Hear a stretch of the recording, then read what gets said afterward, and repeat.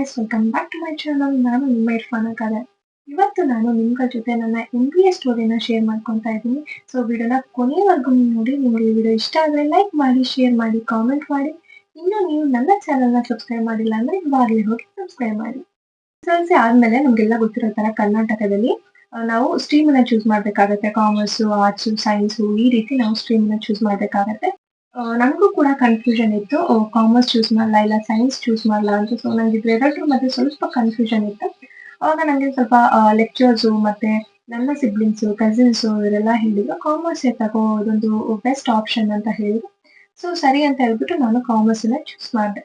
ಕಾಮರ್ಸನ್ನ ಚೂಸ್ ಮಾಡಿ ನಾನು ಯಾವಾಗ ಕಾಮರ್ಸ್ಗೆ ಜಾಯಿನ್ ಆದೆ ಅವಾಗ ನನಗೆ ಈ ಕಾಮರ್ಸ್ ಬಿಸ್ನೆಸ್ಸು ಮತ್ತೆ ಫಿನಾನ್ಸು, ಅಕೌಂಟ್ಸ್ ಇದರಲ್ಲಿ ಇಂಟ್ರೆಸ್ಟು ಸ್ಟಾರ್ಟ್ ಆಯಿತು. ಆ್ಯಂಡ್ ನಂಗೆ ಈ ಸಬ್ಜೆಕ್ಟ್ ತುಂಬಾ ಇಷ್ಟ ಆಯ್ತು. ಹೆಂಗೋ PUC ಆಯ್ತು, ಅಂಡರ್ ಗ್ರಾಜುಯೇಷನ್ ಮಾಡಬೇಕಿತ್ತು, ಡಿಗ್ರಿ ಜಾಯಿನ್ ಆಗಬೇಕಿತ್ತು. ಮನೇಲಂತೂ ಆಚೆ ಕಳ್ಸಲ್ಲ. ಹಾಗಾಗಿ ನಾನು ನನ್ನ ಹೈಸ್ಕೂಲು, PUC ಆ್ಯಂಡ್ ಡಿಗ್ರಿ ಎಲ್ಲ ಕೂಡ ಒಂದೇ ಇನ್ಸ್ಟಿಟ್ಯೂಷನ್ ಅಲ್ಲಿ ನಾನು ಸ್ಟಡಿ ಮಾಡಿದ್ದು.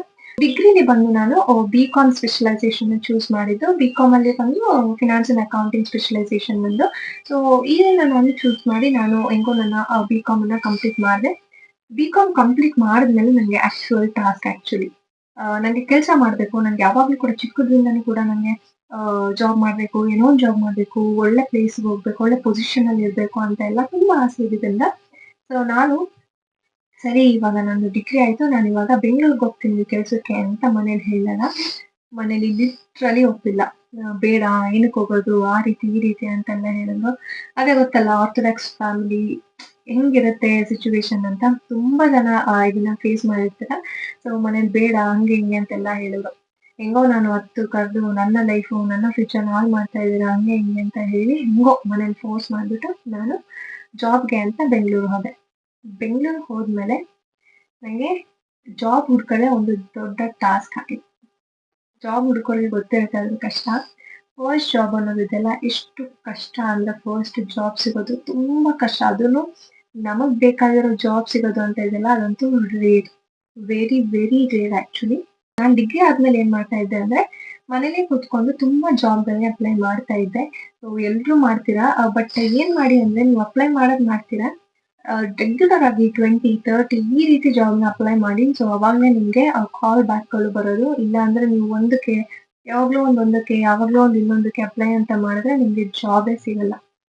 ಈ ರೀತಿ ನಾನು BCom ಆಗಿ ಮನೇಲಿದ್ದಾಗ ನಂಗೊಂದು ಕಾಲ್ ಬರುತ್ತೆ. ದಟ್ ಈಸ್ ನಾನು ಜಾಬ್ ಅಪ್ಲೈ ಮಾಡ್ತಾನೆ ಇದ್ದೆ, ಮನೆಯಲ್ಲೇ ಕೂತ್ಕೊಂಡು ತುಂಬಾ ಜಾಬ್ ಅಪ್ಲೈ ಮಾಡ್ತಾ ಇದ್ದೆ. ಸೊ ಒಂದಿನ ನನಗೆ ಒಂದು ಕಾಲ್ ಬರುತ್ತೆ, ದಟ್ ನಿಮ್ಗೆ ಇಂಟರ್ವ್ಯೂ ಇದೆ, ನೀವು ಬ್ಯಾಂಗ್ಳೂರಿಗೆ ಬರ್ಬೇಕು ಅಂತ. ಸರಿ ಅಂತ ಹೇಳ್ಬಿಟ್ಟು ಹೆಂಗೋ ಮನೇಲಿ ಕನ್ವಿನ್ಸ್ ಮಾಡ್ಬಿಟ್ಟು ನಾನು ಬ್ಯಾಂಗ್ಳೂರ್ಗೆ ಹೋಗ್ತೀನಿ. ಬ್ಯಾಂಗ್ಳೂರ್ ಹೋಗಿ ಇಂಟರ್ವ್ಯೂ ಕೊಟ್ಟ ಆಗಿ 2 ವೀಕ್ಸ್ ತನಕನೂ ನನಗೆ ಕಾಲ್ ಬ್ಯಾಕ್ ಬರಲೇ ಇಲ್ಲ. ಆ 2 ವೀಕ್ಸ್ ಕಾಯೋದಿದೆಯಲ್ಲ, ಅದಂತೂ ಹೇಳಕ್ಕಾಗಲ್ಲ ಎಕ್ಸ್ಪೀರಿಯನ್ಸು. ಬ್ಯಾಂಗ್ಳೂರ್ಗೆ ಯಾರು ಹೊಸದಾಗಿ ಹೋದವರು ಆಗಿರ್ಬೋದು, ಪಾಪ ಜಾಬ್ ಅಂತ ಹುಡ್ಕೊಂಡು ಹೋಗ್ತಾರಲ್ಲ, ಆ ಜಾಬ್ ಅನ್ನ ಹುಡ್ಕೊಂಡು ಕಷ್ಟ ಇದೆಯಲ್ಲ, ಅದಂತೂ ಯಾರಿಗೂ ಹೇಳಕ್ಕಾಗಲ್ಲ. ತುಂಬಾ ಕಷ್ಟ ಇದೆ ಫಸ್ಟ್ ಜಾಬ್ ಅಂತ ಹುಡ್ಕೋದು. ಆಕ್ಚುಲಿ ತುಂಬಾ ಕಷ್ಟ ಇದೆ. ತುಂಬಾ ಜನ ಈ ಒಂದು ಸಿಚುವೇಶನ್ ಫೇಸ್ ಮಾಡಿರ್ತೀರಾ. ನಾನು ಫೇಸ್ ಮಾಡಿದೀನಿ ಅಂಡ್ ನನ್ನ ಕ್ಲೋಸ್ ಫ್ರೆಂಡ್ಸ್ ಕೂಡ ಇದನ್ನ ಫೇಸ್ ಮಾಡಿರೋದು ನಾನು ನೋಡಿದೀನಿ. ಇಟ್ಸ್ ಓಕೆ, ಇದನ್ನ ಎಲ್ಲರೂ ಕೂಡ ಈ ಒಂದು ಸ್ಟೇಜಿನ ದಾಟಿನೇ ಬಂದಿರ್ತಾರೆ. ಆಕ್ಚುಲಿ ಫಸ್ಟ್ ಜಾಬ್ ಅಂತ ಎಲ್ಲರೂ ಕೂಡ ಕಷ್ಟಪಟ್ಟೆ ಪಟ್ಟಿರ್ತಾರೆ.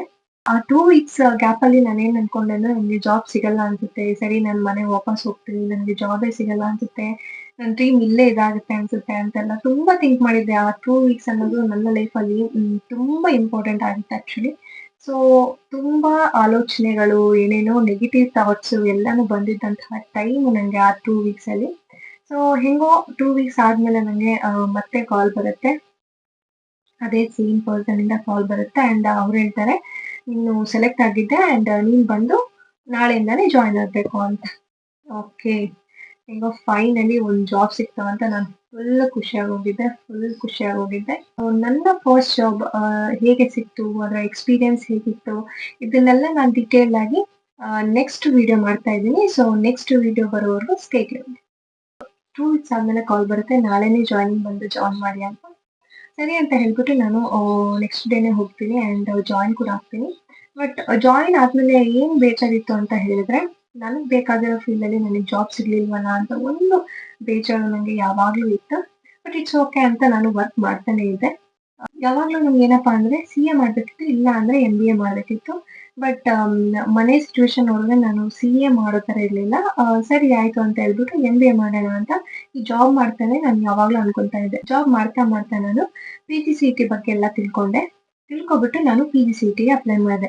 PGCET ಅಂದ್ರೆ ನಿಮ್ಗೆಲ್ಲ ಗೊತ್ತಾ ಅಂತ ಗೊತ್ತಿಲ್ಲ. ಇದು ಬಂದು KE ಅಥಾರಿಟಿ ಅವರು PG ಅಡ್ಮಿಷನ್‌ಗೋಸ್ಕರ ಕಂಡಕ್ಟ್ ಮಾಡುವಂತ ಒಂದು ಎಂಟ್ರನ್ಸ್ ಎಕ್ಸಾಮ್. ಸೊ ನಮ್ಗೆಲ್ಲ ಇವಾಗ ಗೊತ್ತಿದೆ ನಮ್ಗೆ ಈ ಮ್ಯಾಟು, ಕ್ಯಾಟು ಇದೆಲ್ಲ ಇದೆಲ್ಲ. ಸೊ ಇದೇ ರೀತಿ PGCET ಅಂದ್ರೆ ಕರ್ನಾಟಕ ಗವರ್ಮೆಂಟ್ ಅವರು ಕಂಡಕ್ಟ್ ಮಾಡುವಂತ ಎಕ್ಸಾಮು. ಸೊ ಈ ಎಕ್ಸಾಮ್ ಬರೆದು ನಾವು ಯಾವ್ದಾದ್ರು ಕಾಲೇಜಲ್ಲಿ ಅಡ್ಮಿಷನ್ ತಗೊಂಡ್ರೆ ನಮ್ಗೆ ಫೀಸ್ ಕನ್ಸೆಷನ್ ಆಗುತ್ತೆ. ಸೊ ಆ ಉದ್ದೇಶಕ್ಕೋಸ್ಕರ ನಾವು PGCET ಎಕ್ಸಾಮ್ ಅಂತ ಬರಿತೀವಿ. ಸೊ ನಾನು ಕೂಡ ಈ ಜಾಬ್ ಮಾಡ್ತಾ ಮಾಡ್ತಾನೆ ಈ PGCETಗೆ ಅಪ್ಲೈ ಮಾಡಿದೆ. ಆ್ಯಂಡ್ ಈ PGCET ಪ್ರಾಸೆಸ್ ಬಂದು ತುಂಬಾ long process. I think first ಬಂದು ಅಪ್ಲೈ ಮಾಡೋದು ಬೇರೆ, ಅದರಲ್ಲಿ ಏನಾದ್ರು ಕರೆಕ್ಷನ್ ಇದ್ರೆ ಮಾಡೋದು ಬೇರೆ, ಹಾಲ್ ಟಿಕೆಟ್ ಬೇರೆ, ಟೈಮ್ ಟೇಬಲ್ ಬೇರೆ, ಕೌನ್ಸಿಲಿಂಗ್ ಬೇರೆ, ಜಾಯ್ನಿಂಗು ಇದೆಲ್ಲ ಐ ಥಿಂಕ್ ತುಂಬಾ ಲಾಂಗ್ ಪ್ರಾಸೆಸ್ ಇದು. ಆ್ಯಂಡ್ ಎಲ್ಲ ಬಂದು ನಾವು ಅವಾಗ ಆನ್ಲೈನಲ್ಲಿ ರಿಸಲ್ಟ್ ಚೆಕ್ ಮಾಡಬೇಕಾಗತ್ತೆ, ಕಾಲೇಜನ್ನ ಸೆಲೆಕ್ಷನ್ ಮಾಡಬೇಕಾಗತ್ತೆ. ಸೊ ಅದು ಇಷ್ಟ ಆಗಲಿಲ್ಲ ಅಂದ್ರೆ ಅಗೇನ್ ನಾವು ಇನ್ನೊಂದ್ಸಲ ನಾವು ಕಾಲೇಜ್ ಸೆಲೆಕ್ಷನ್ ಮಾಡಬೇಕಾಗತ್ತೆ, ಫೀಸ್ ಪೇಮೆಂಟ್ ಮಾಡಬೇಕಾಗತ್ತೆ. ಐ ಥಿಂಕ್ ಈ PGCET ಅಂದ್ರೆ ತುಂಬಾ ಲಾಂಗ್ ಪ್ರಾಸೆಸ್. ಯಾರೋ ಫಸ್ಟ್ ಟೈಮ್ ಯೂಸ್ ಮಾಡೋದಿದ್ರೆ ಅವ್ರಿಗೆ ಗೊತ್ತೇ ಆಗಲ್ಲ ಏನೇನ್ ಮಾಡ್ಬೇಕು ಅಂತ. ಇದೆಲ್ಲ ಅಪ್ಲಿಕೇಶನ್, ಎಕ್ಸಾಮು, ರಿಸಲ್ಟು, ಕೌನ್ಸಿಲಿಂಗು ಇದೆಲ್ಲ ಆಗಿ ಆನ್ಲೈನ್ ಪೇಮೆಂಟ್ ಎಲ್ಲ ಆಗಿ ನಾನು ಬಂದು ಒಂದು ಕಾಲೇಜ್ನ ಚೂಸ್ ಮಾಡಿದೆ. ಆ್ಯಂಡ್ ಆ ಕಾಲೇಜು ನನಗೆ ಸಿಕ್ತು.